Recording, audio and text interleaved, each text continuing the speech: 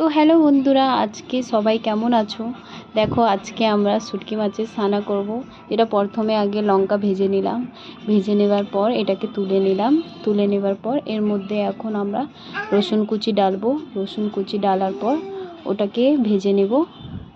তারপর এটাতে আদা কুচি দিব। এই যে দেখো আদা কুচি দিয়ে দিয়েছি।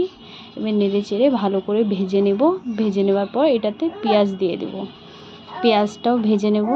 ভেজে নেওয়ার পর বেশি ভাজবো না, বাস একটু সফট হয়ে যাবে, তারপরে ওটাকে তুলে নেব। হ্যাঁ, তুলে নেওয়ার পর তারপরে এর মধ্যে শুটকি মাছ দিব। শুটকি মাছটা দিয়ে ওটাকে লাল লাল করে ভেজে নেব। ভেজে নেবার পর দেখছি এই শুটকি মাছটাকে ভেজে নেব। এটা পুরো কারারা হয়ে যাবে, তারপরে তুলে নেব। তুলে নেবার পর এই যে দেখো লাল লাল হয়ে গেছে, এখন তুলে নেব। তুলে নেবার পর এটাকে ঠান্ডা করে নেব ভালো করে।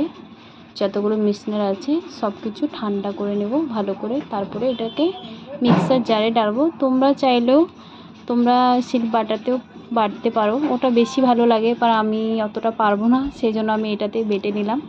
তারপরে দেখো ফাইনাল লুক কেমন লাগলো অবশ্যই শেয়ার কমেন্ট করে দিবে। যদি ভালো লাগে তো আরও ভিডিও